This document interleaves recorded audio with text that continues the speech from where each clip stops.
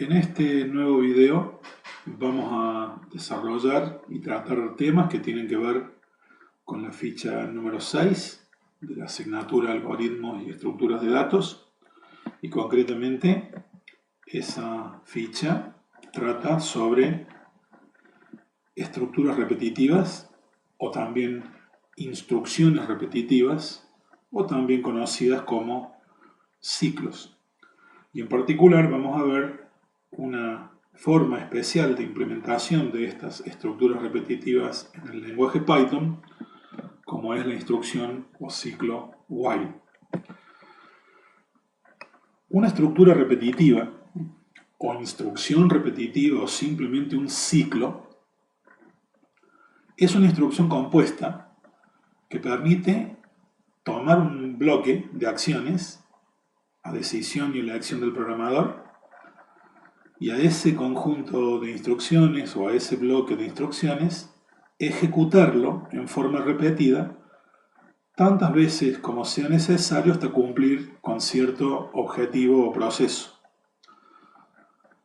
La idea es que un cierto bloque de instrucciones que se observa que necesita ser ejecutado varias veces, en lugar de ser escrito varias veces en el código fuente, se escriba una sola vez y luego se configure, se ajuste una instrucción repetitiva como un while para que a ese bloque, escrito por única vez, se lo ejecute varias veces, ya sea controlando cuántas veces hay que ejecutarlo, contando la cantidad de veces que ya se lleva, o poniendo una condición tal que, mientras sea verdadera, la ejecución continúe, y cuando sea falsa, corte. Estos detalles los vamos a ver con un poco más de profundidad a medida que avancemos. Cuando decimos que un ciclo es una instrucción compuesta, estamos diciendo que es una instrucción que dentro de sí contiene un bloque con otras instrucciones. Una instrucción condicional que ya conocemos es una instrucción compuesta porque sabemos que contiene un bloque de instrucciones en la rama verdadera y puede contener un bloque con más instrucciones en la rama falsa. Y lo mismo pasa con las estructuras repetitivas. Los ciclos, como vamos a ver, también incluyen un bloque de acciones, que es el conjunto de instrucciones cuya ejecución se pide repetir, que sería el equivalente a la rama verdadera de una instrucción condicional. Y un ciclo también incluye una primera línea, igual que las instrucciones condicionales, que en este caso se conoce como la cabecera del ciclo, que incluye una expresión lógica y algunos elementos adicionales dependiendo del tipo de ciclo, en base a los que se determina si el ciclo debe seguir su ejecución repitiendo la ejecución del bloque o si se debe detener. Las dos partes que constituyen un ciclo, en rigor, son también las dos partes que constituyen una instrucción condicional.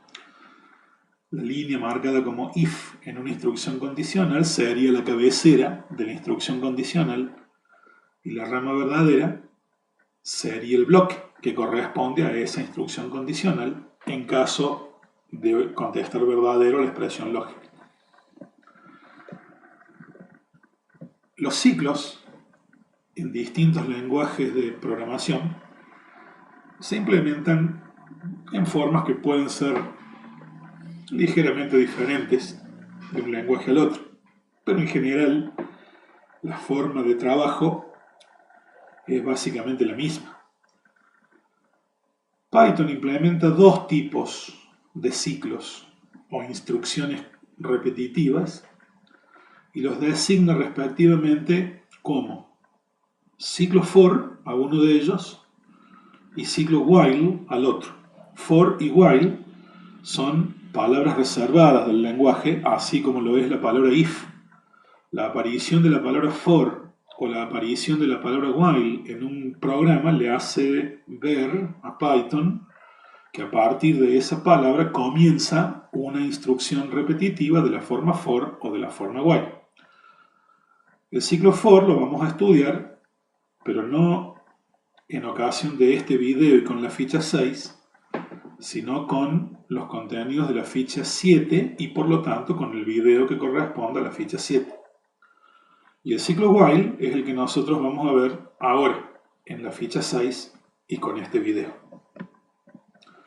El ciclo while se plantea en forma general y con estructura de pseudocódigo en la forma que se indica en este momento en el centro de la placa. En el lugar del programa en donde el programador quiere introducir un ciclo de la forma while, escribirá una primera línea, que es la cabecera del ciclo, comenzando con la palabra reservada while, y a continuación una expresión lógica, del mismo modo que lo haría con una instrucción condicional, comenzando con la palabra if. La expresión lógica, como sabemos, puede ser cualquier expresión, cualquier fórmula que entregue como resultado un verdadero o un falso. Solo que aquí, en vez de comenzar la línea con la palabra if, comenzaremos con la palabra while. Y luego de la expresión o fórmula lógica, colocamos 2 puntos para indicar que allí termina la cabecera del ciclo. El bloque de acciones, igual que la rama verdadera de una instrucción condicional, se escribe en línea nueva e indentado hacia la derecha para indicar que ese bloque pertenece a la instrucción compuesta while. Acá sigue valiendo la regla del indentado para indicar pertenencia a una instrucción mayor. El bloque de acciones, por supuesto, puede estar compuesto por tantas instrucciones como el programador desee, y ese bloque de acciones a su vez puede ser tan complejo como el programador requiera. El bloque de acciones puede incluir instrucciones simples, o puede incluir condiciones anidadas, o incluso el bloque de acciones de un ciclo puede contener a otro ciclo, sin ningún tipo de problema, porque todo depende en definitiva de la necesidad lógica que quiere expresar el programador. Como dijimos, la primera línea es la cabecera del ciclo y el bloque de acciones es el conjunto de instrucciones que el ciclo va a evaluar de forma repetida. En general, la idea de un ciclo while es que se evalúa el valor de la expresión lógica en verdadero o en falso, y si esa expresión lógica es verdadera, igual que lo que ocurre en una instrucción condicional simple, se ejecuta el bloque de acciones, que sería el equivalente de la rama verdadera de una instrucción condicional. Pero a diferencia de una instrucción condicional normal, cuando el bloque de acciones terminó de ejecutarse, automáticamente el programa regresa a la cabecera del ciclo, señalada con la palabra while, y vuelve a preguntar si la expresión lógica es cierta o falsa. Si vuelve a dar verdadero, el bloque de acciones se ejecuta de nuevo y otra vez el programa retorna al while para volver a controlar la expresión. Y así va a seguir hasta que en algún momento la expresión lógica entregue un falso. El esquema lógico de funcionamiento final de un ciclo while puede verse con el siguiente esquema de diagrama de flujo tradicional. Lo que estamos mostrando en este momento, le hemos puesto por título diagramación clásica porque es la manera tradicional y clásica de mostrar un ciclo while en un diagrama de flujo, muestra con toda claridad cómo funciona un ciclo while. La lógica que está escondida detrás de un ciclo de la forma while en Python y en cualquier lenguaje de programación, sea cual sea si este ciclo existe, funciona así. Se ve con mucha claridad. El programa viene ejecutando ciertas instrucciones que son previas al ciclo, y en el momento en donde el ciclo comienza, donde la línea que está comenzando con la palabra while, bueno, es la que está representada con este rombo en este momento. Aquí el rombo no está representando una instrucción condicional normal, sino que el rombo y las flechas que indican retorno están indicando que lo que tengo aquí es un ciclo. La expresión lógica es la que se escribe acompañando la palabra while en el ciclo y es la que se chequea para determinar si el ciclo debe hacer una repetición más del bloque de acciones o debe detenerse. Siempre que la expresión lógica sea evaluada en verdadero, en true, se ejecuta una vez más el bloque o cuerpo de acciones del ciclo. Y automáticamente, una vez que se termina de ejecutar una vez ese bloque, el programa regresa a la cabecera del ciclo, a la línea expresada con la palabra while, para volver a chequear si esta expresión lógica es verdadera de nuevo o falsa. Si la expresión lógica en este segundo retorno, digamos, vuelve a dar verdadero, se vuelve a ejecutar el bloque y otra vez regresa a la cabecera. Y así se va a quedar una y otra vez hasta que en algún retorno, en algún momento, esta expresión lógica entregue un falso. A la primera oportunidad que esta expresión lógica entregue un falso, el ciclo se dice que corta o se interrumpe y en ese momento deja de ejecutar el bloque o cuerpo de acciones y sale a buscar las instrucciones que se encuentran a la salida del ciclo para continuar con el programa. Así funciona un ciclo while. Cuando se llega por primera vez, se hace una primera pregunta. Si este primer chequeo lógico es verdadero, se entra por primera vez al bloque y se puede quedar allí tantas veces como sea necesario hasta que aquí se encuentre un falso. Y al primer falso, el ciclo corta. Se dice, por esta razón, que el ciclo while repite por verdadero y corta por falso. Esta manera de diagramar un ciclo while es la que aquí hemos llamado diagramación o forma clásica de diagramación y tiene la principal virtud o la principal ventaja de ser muy pero muy clara en cuanto a cómo funciona un ciclo while. Queda absolutamente claro que repite mientras la expresión sea verdadera y vuelve y corta cuando la expresión es falsa.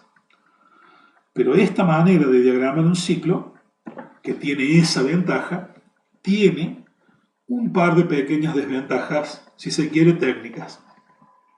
La primera es que para indicar que lo que quiero modelar es un ciclo, estamos utilizando un rombo, que es el símbolo que nosotros habíamos reservado para las instrucciones condicionales. Y las instrucciones condicionales no son lo mismo que los ciclos. Las instrucciones condicionales conllevan una estructura similar a un ciclo, pero no son ciclos.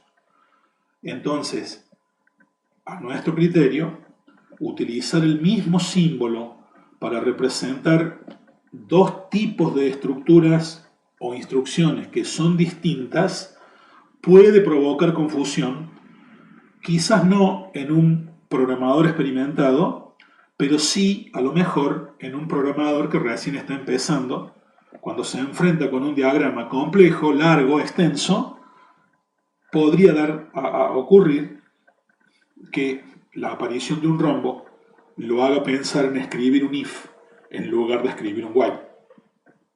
Preferimos utilizar otra forma de diagramar un ciclo utilizando símbolos diferentes. La otra desventaja técnica de este diagrama es que en la forma en que uno lo pone para acomodar que el diagrama quede consistente y parejo, se está escribiendo en el gráfico el bloque o cuerpo de acciones en la misma columna en donde está escrita la cabecera. En un diagrama de flujo no tiene mayor importancia el tema de las reglas de sintaxis o convenciones de código de un lenguaje de programación.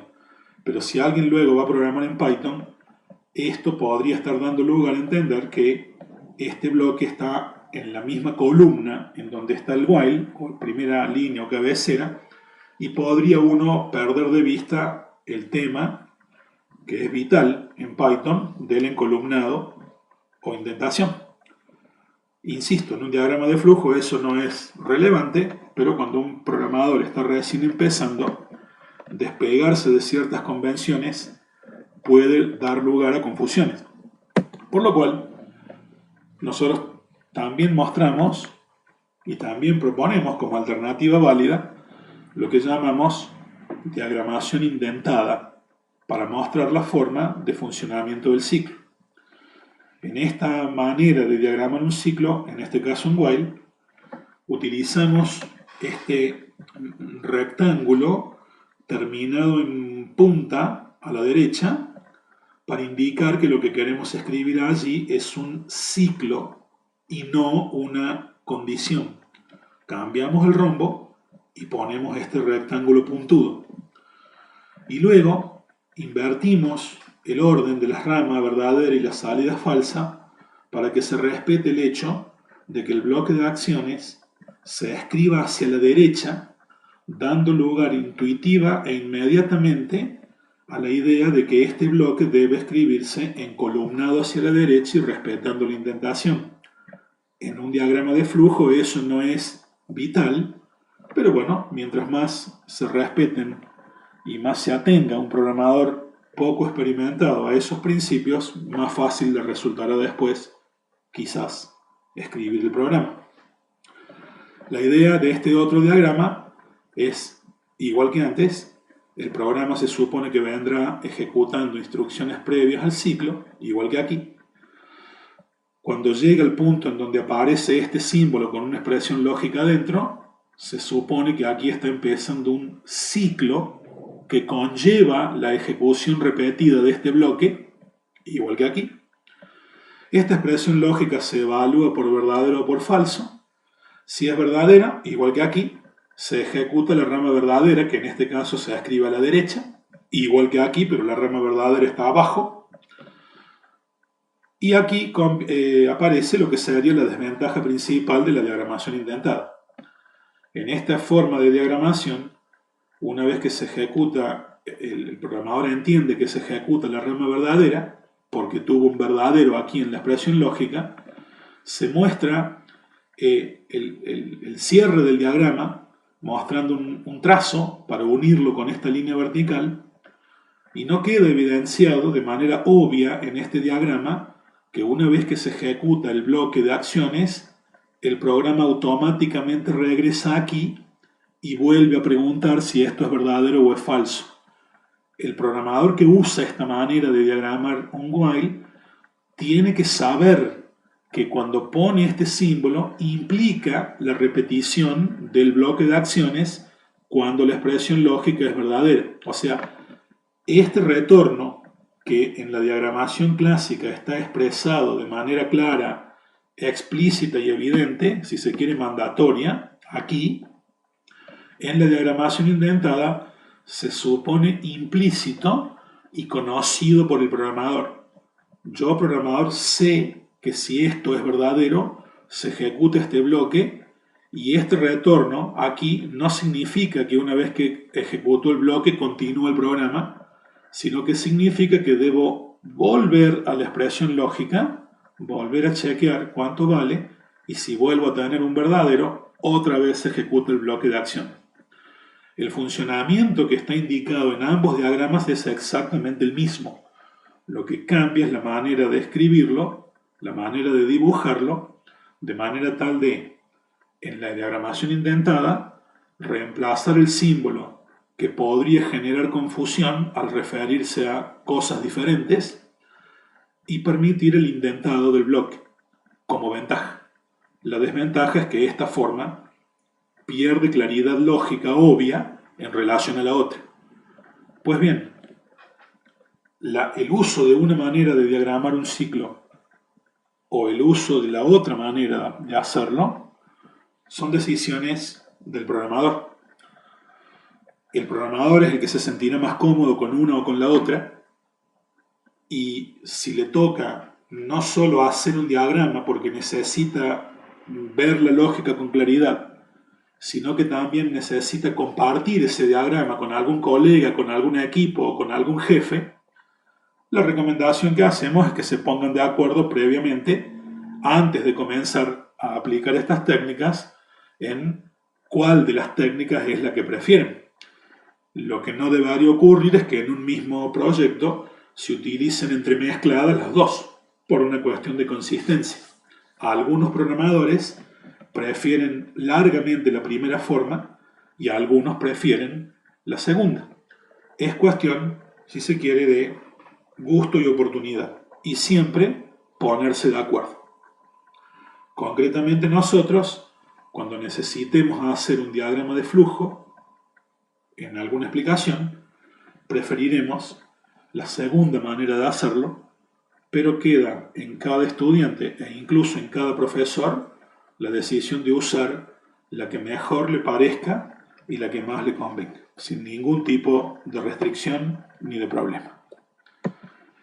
Vamos a analizar ahora un ejemplo de aplicación para ver andando esta historia y nos vamos a basar en un problema que ya hemos analizado en realidad en ocasión de la ficha 5, cuando se explicó el tema del conteo y la acumulación.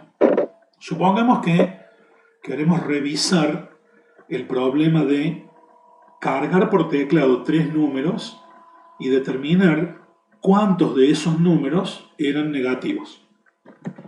Nosotros a este problema lo hemos analizado y lo hemos resuelto en la forma que en este momento se ve en la placa. Obviamente, cuando se hizo el análisis de este problema, todavía no habíamos entrado al análisis de instrucciones repetitivas y lo resolvimos con las herramientas que teníamos a mano. Si se fijan, la idea es, insisto, cargar por teclado 3 números, bueno, y contar cuántos de esos números eran negativos. Bueno, una solución trivial y a esta altura inocente podría ser la que se está indicando aquí. Se coloca un contador en cero porque al fin y al cabo tengo que contar cuántas veces ocurre algo, como la aparición de un negativo en el programa. Cargo el primer número en la variable num, pregunto si ese número es negativo, menor a 0.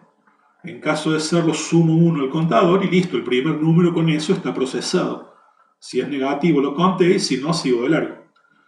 Y lo mismo que hicimos con este bloquecito, lo podemos volver a escribir para hacer lo mismo con el segundo número. Al fin y al cabo me están pidiendo 3 números y el proceso que tengo que aplicar sobre uno de ellos es el mismo que tengo que aplicarle al segundo y el mismo que tengo que aplicarle al tercero.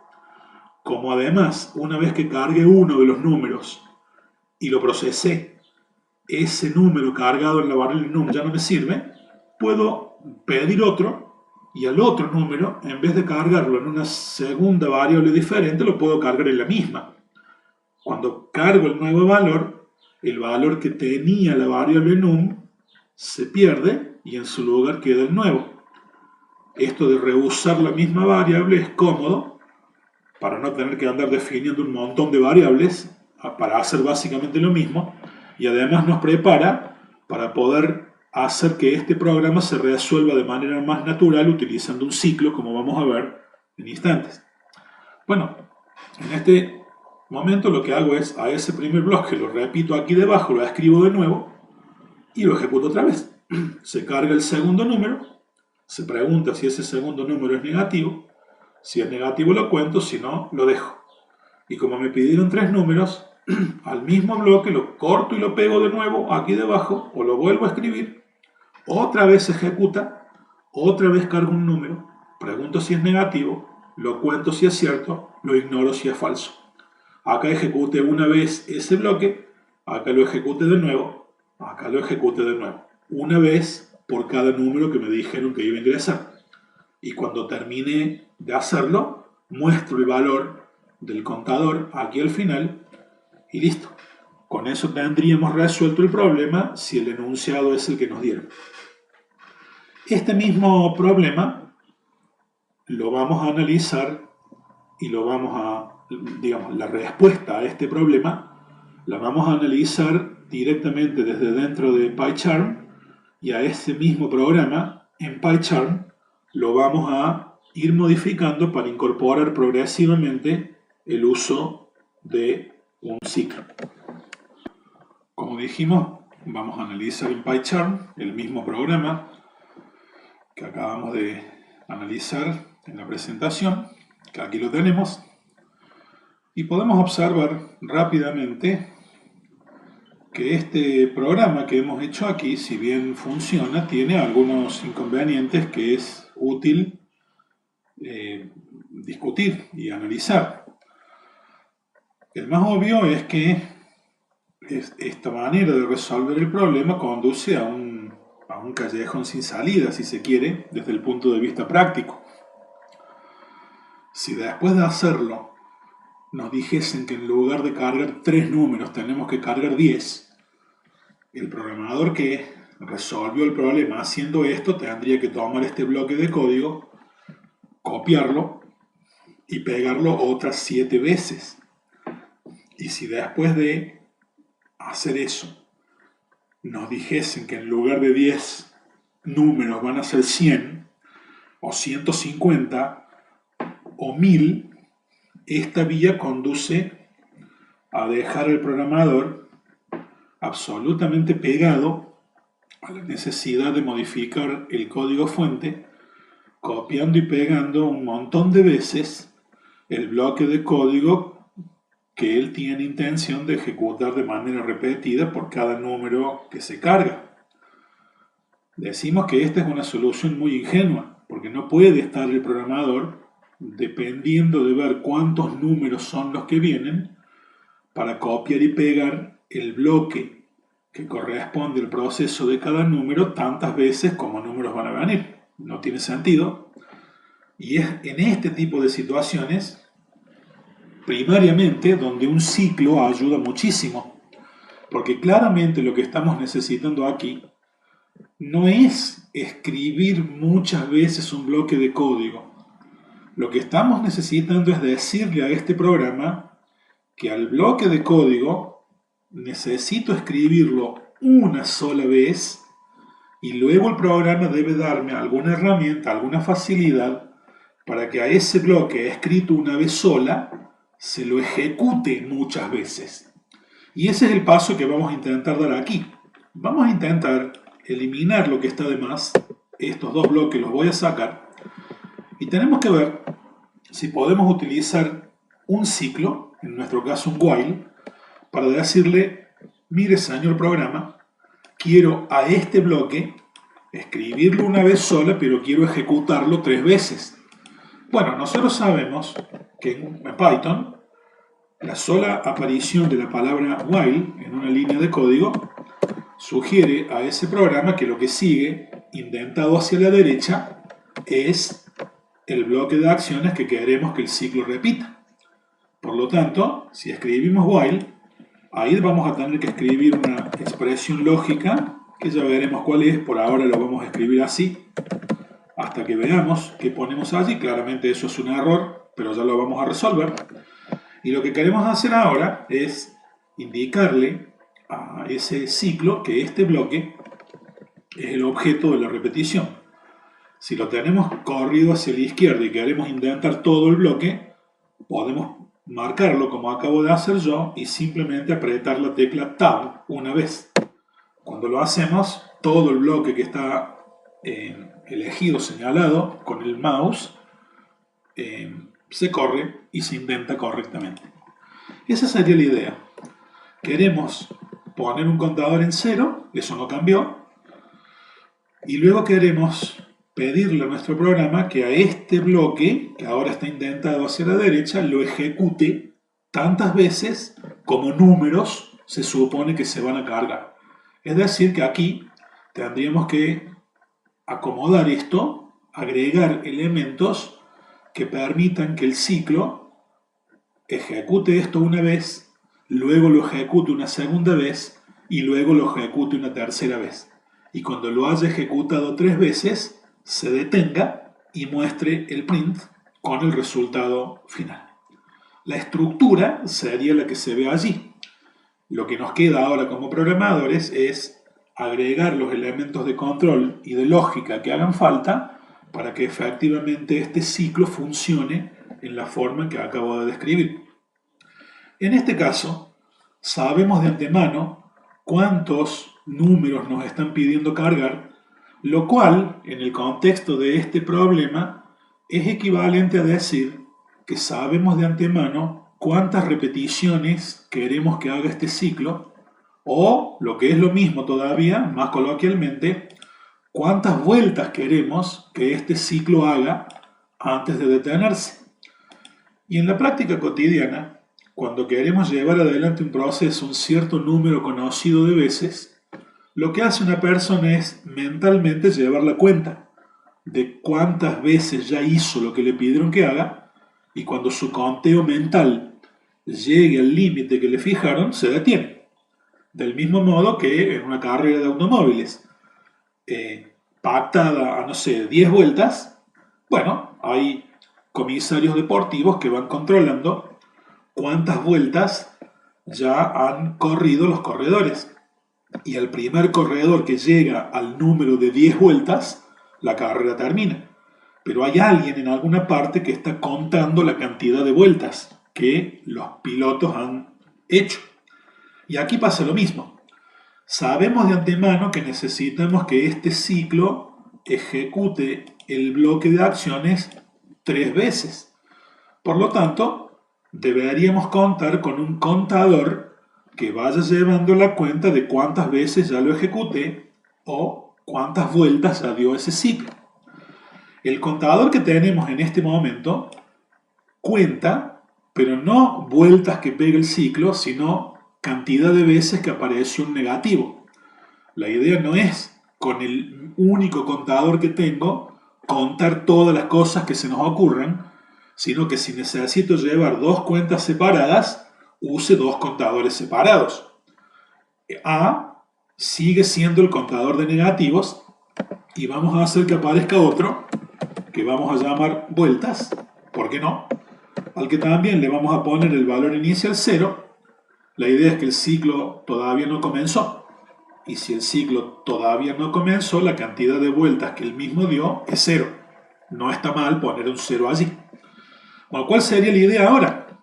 La idea sería que cada vez que el ciclo entre y ejecute el bloque, cada vez que esto sea verdadero y efectivamente se ejecute una vez más este bloque, como se está ejecutando, se está dando una vuelta. Y cada vez que se dé una vuelta, se le sume 1 al contador de vueltas. ¿Sí? Lo he llamado vueltas, más 1. Cada vez que el ciclo permita entrar al bloque para ser ejecutado, tenemos una vuelta más que está comenzando. Y si a cada vez que ingreso sumo 1 al contador de vueltas, ese contador de vueltas claramente me permite llevar la cuenta de las vueltas o repeticiones que ya hicimos. Lo único que estaría quedando aquí sería determinar qué expresión lógica debo escribir allí para que el ciclo termine de hacer lo que estamos necesitando. Repasemos. La idea es controlar que se hagan tantas vueltas como números se van a cargar. Tenemos que procesar 3 números, hay que hacer 3 vueltas. En la variable vueltas se está usando para contar cuántas vueltas he dado ya, y ahora tenemos que transformar lo que tengo en una expresión lógica. Recuerden, cuando se plantea un ciclo while, el ciclo while permite una nueva repetición si la expresión lógica es verdadera, y corta, se detiene automáticamente cuando la expresión lógica es falsa. Traducido esto en una reglita práctica mnemotécnica, la idea es preguntarse, cuando estén planteando un while, preguntarse qué es lo que debe ser cierto para que el ciclo siga. No se preocupen por aquello que debe ocurrir para que el ciclo pare. Piensen en lógica positiva. ¿qué cosa debe ser verdadera para que el ciclo haga una vuelta más? Si esa expresión que ustedes planteen es cierta, el ciclo va a ejecutar una vuelta más. Y sin que tengan que preocuparse, cuando esa expresión sea falsa, el ciclo se va a detener. Y en este caso parece obvio plantear que tenemos que dar una vuelta más si el contador de vueltas que estoy utilizando para contar cuántas vueltas ya di es menor que 3. Si el contador de vueltas es menor a 3, el ciclo va a dar una vuelta más. Cuando el contador de vueltas llegue a 3, como la vuelta se está contando antes de ejecutar el proceso, si llegamos arriba con el contador de vueltas valiendo 3, significa que la vuelta número 3 ya la ejecutó. Así que al llegar a 3, el ciclo debería detenerse.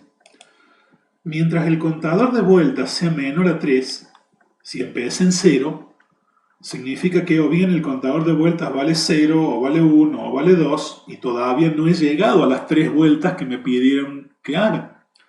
Si es menor a 3, continúe, porque tengo que llegar a 3 para detenerme. Y esta en principio podría ser nuestra primera solución o nuestro primer intento. Si el contador de vueltas es menor a 3, continúe. Podemos intentar ejecutarlo para comprobar si lo que estamos diciendo es correcto. Voy a poner un poco más abajo esto para que se pueda ver tanto el programa como la ejecución. Y veamos. Me pide que ingrese un número, vamos a cargar un 5. A lo mejor acá cargo un menos 6. Y a lo mejor aquí cargo un menos 2, para que aparezca algún negativo. Ahí cargué 3.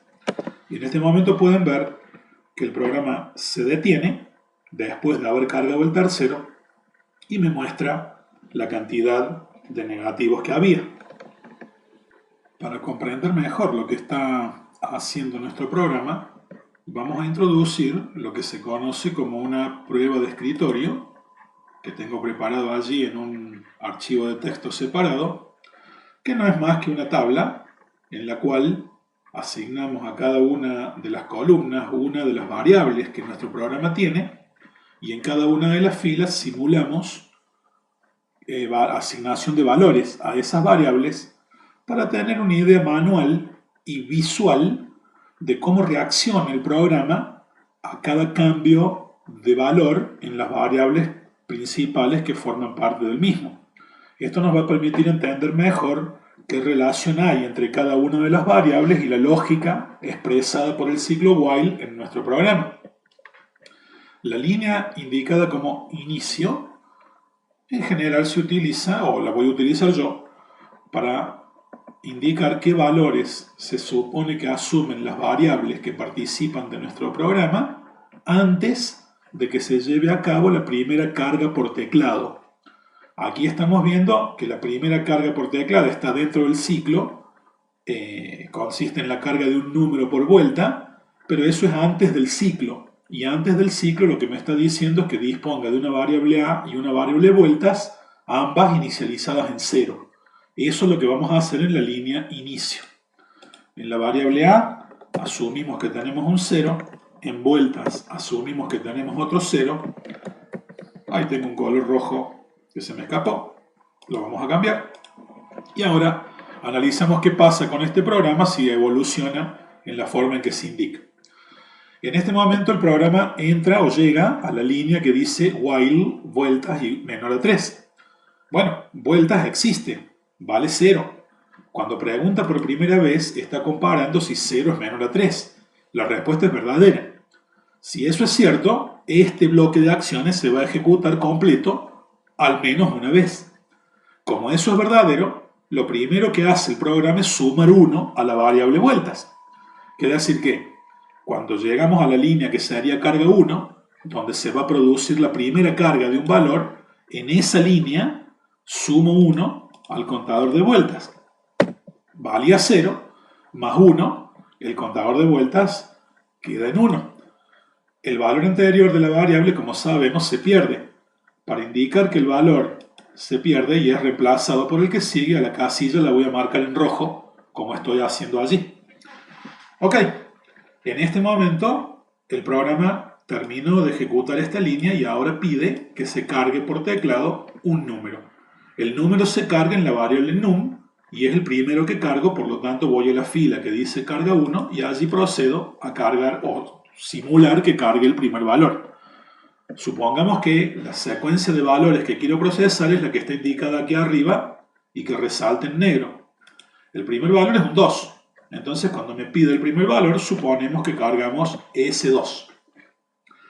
Habiendo cargado el 2 en la variable num, preguntamos si el número es menor a 0. La respuesta es no. 2 es positivo. Por lo tanto, la rama verdadera de este if no se ejecuta y termina el if sin hacer nada. Pero al terminar el if, sea que haya dicho que sí o sea que haya dicho que no, esto está dentro de un while, lo cual significa que al terminar el if no se va a ejecutar este print que está acá, sino que automáticamente después de terminar de ejecutar este if, el programa va a volver a este while y va a volver a chequear si esa expresión es verdadera o es falsa. Así funciona un while. Entonces, con las variables valiendo lo que dice la tabla, se produce el retorno automático a la cabecera del ciclo y otra vez se chequea cuánto vale la variable vueltas. Resulta que en este momento la variable vueltas vale 1, no 0. El primer chequeo se hizo contra el 0, pero dentro del ciclo la variable cambió de valor. Por lo tanto, al regresar, ahora está controlando si 1, que es lo que vale vueltas, es menor a 3. La respuesta de nuevo es verdadera. Por lo tanto, se vuelve a ejecutar lo de sumarle 1 al contador. Eso se hace en la vuelta en la que se va a cargar el segundo número.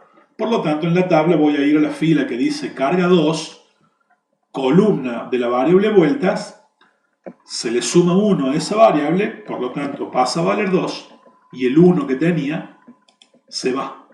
Recuerden que el casillero pintado de rojo indica que ese valor ya no está. Bien, vueltas vale 2. Se carga el siguiente número. En la secuencia simulada que tenemos acá arriba, el siguiente número es el menos 3. Así que en la misma fila que corresponde a la segunda carga, supongo que cargamos un menos 3. El menos 3, al ser cargado en num, saca de escena al 2 que tenía antes. Ahora pregunta el programa si el valor de num, que es menos 3, es negativo. La respuesta es sí. Por lo tanto, en ese momento sí se activa este contador y suma 1, entonces, a la variable a.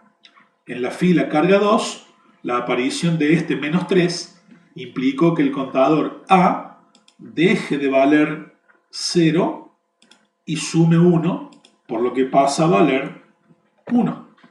Si se fijan hasta aquí, lo que la tabla me está diciendo es que hasta ahora hemos visto en la variable a un número negativo. Y hasta ahora el programa, el ciclo que vemos allí, ha dado 2 vueltas o ha realizado 2 repeticiones. Una vez que se suma 1 a este contador, la instrucción condicional termina y con ello termina una vuelta más de este ciclo. Al terminar de sumar 1, automáticamente el programa regresa a la línea while y vuelve a chequear lo que vale la variable vueltas. En este momento vueltas vale 2. ¿Esto qué significa? Que ya tengo contabilizadas 2 vueltas y me han pedido 3. 2 es menor a 3. Respuesta, sí. Entonces, otra vez se ejecuta este bloque. Una vez más la variable vuelta es sumada en 1. Esto quiere decir que este 2 se va y en su lugar va un 3. Una vez sumado ese 1 en la variable vuelta, fíjense que yo ya estoy diciendo estoy en la tercera vuelta. El número de vueltas ya llegó a 3. Lo que pasa es que el chequeo se hace cuando termino de ejecutar el bloque, no en el momento exacto en que sumo 1 al contador. El programa todavía no regresó. Así que todavía no corta y continúa hasta que vuelva. Cargo el siguiente número, que es el menos 1 que vemos acá arriba. Entonces aquí cambiamos el menos 3 por el menos 1. Preguntamos si menos 1 es menor a 0. La respuesta es sí. Por lo tanto, se vuelve a incrementar en 1 el contador de negativos. Hasta ahora el contador de negativos valía 1, pasa a valer 2. Fíjense de nuevo, en este momento el ciclo está indicando que ya ha dado 3 vueltas, el contador de negativos está indicando 2, la variable num vale menos 1, pero ya está procesada, y en este momento, atención, terminado de ejecutar este a igual a más 1, se terminó esa vuelta del ciclo y volvemos al while a preguntar si esta expresión es verdadera o falsa. Cuando regresamos, la variable vueltas está valiendo 3. Cuando chequeamos si vueltas es menor a 3, la respuesta es falsa. 3 no es menor que 3, es igual a 3. Por lo tanto, en este momento el ciclo obtiene un falso en la expresión lógica y no hace una vuelta más, sino que en ese momento se detiene y salta a buscar la línea que se encuentra inmediatamente debajo del bloque de acciones, pero indentada a la izquierda, indicando claramente que este print está fuera del ciclo. Cuando la expresión lógica dio falso, el ciclo corta y ejecuta la primera instrucción que se encuentre fuera del bloque, debajo de él, que es el print, que se ve aquí. Por lo tanto, al cortar el ciclo, lo que va a hacer es activar este print y mostrar cuánto vale en ese momento el contador de negativos, que es lo que vamos a expresar en la línea que acá dice salida. Lo que vamos a mostrar es este 2, que es lo que vale la variable que indica la cantidad de negativos y es lo que en definitiva va a mostrar nuestro programa. Pueden observar que así planteado el programa funciona correctamente. Nos pidieron que cargue 3 números, cargó 3 números, los negativos los contó y el contador de negativos lo mostró correctamente al final. Con lo cual hemos cumplido con lo que se nos pidió y hemos reemplazado la versión ingenua de programación que habíamos utilizado repitiendo la escritura de varias veces el mismo bloque por un ciclo y escribiendo ese bloque una vez sola. El truco es el conteo de vueltas que acabamos de mostrar. Observen también que este programa tiene una ventaja adicional con relación a la versión ingenua. Por lo pronto aquí es más corto. Es decir, el bloque de acciones que antes estaba escrito 3 veces, ahora está escrito una sola. Ustedes me dirán, sí, pero aparece una variable más, aparece una expresión condicional más que antes no tenía, gana un poco de complejidad. En realidad sigue siendo simple y lo de ganar un poco de complejidad depende de la experiencia de la persona que lo está leyendo. Una vez que se aprende esto, se incorpora como un elemento sencillo y uno entiende rápidamente que la versión ingenua no corresponde, porque es demasiado poco sostenible si la cantidad de datos cambia. Y a eso voy.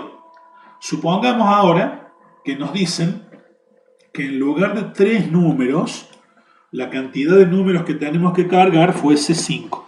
¿De acuerdo? Cargue 5 números y determine cuántos son negativos. En la versión ingenua anterior, sin ciclos, ya lo vimos, teníamos que copiar y pegar 2 veces más el bloque de acciones, este. Pero en esta versión, si ustedes se dan cuenta, lo único que tendría que hacer el programador es modificar este 3 por un 5 y listo. El programa se adecua a la cantidad de vueltas que le estoy pidiendo y como pueden observar, si ahora le digo cargue un 2, cargue un 2, cargue un 3, cargue un menos 5, ven, me sigue pidiendo, cargue un menos 6 o cargue un menos 4, allí vemos que ya me pidió 5 números y no 3, como recién, y cuando aquí doy Enter, la cuenta de 5 ya llegó y me muestra la cantidad de negativos. De hecho, el programador solo tuvo que hacer un pequeñísimo cambio para indicarle al ciclo cuántas vueltas quiero dar y con eso el programa se adecuó sin necesidad de que el programador tenga que hacer modificaciones extremas en el programa. Pero ustedes me dirán ahora y con toda razón, pero todavía si el número de datos cambia, tenemos que cambiar el programa. Es cierto, pero todavía eso se puede mejorar para llegar a la versión final de este programa. La idea cuando se presenta este tipo de situaciones no es que aquí haya un número constante expresado de manera directa como se ve allí, sino que el número de vueltas que el ciclo necesita pegar, la cantidad de números que queremos que se cargue, sea un dato más del problema. Por ejemplo, aquí lo que podríamos hacer es incorporar una nueva variable llamada n y en ella pedir que se cargue por teclado la cantidad de números que se supone que queremos cargar. ¿Cuántos números quiere cargar? Como una pregunta. Si se observa, el programa al arrancar le va a pedir al usuario que le diga, dígame de una vez, ¿cuántos números quiere cargar? ¿Son 3? ¿Son 5? ¿Son 10? ¿Son 1000?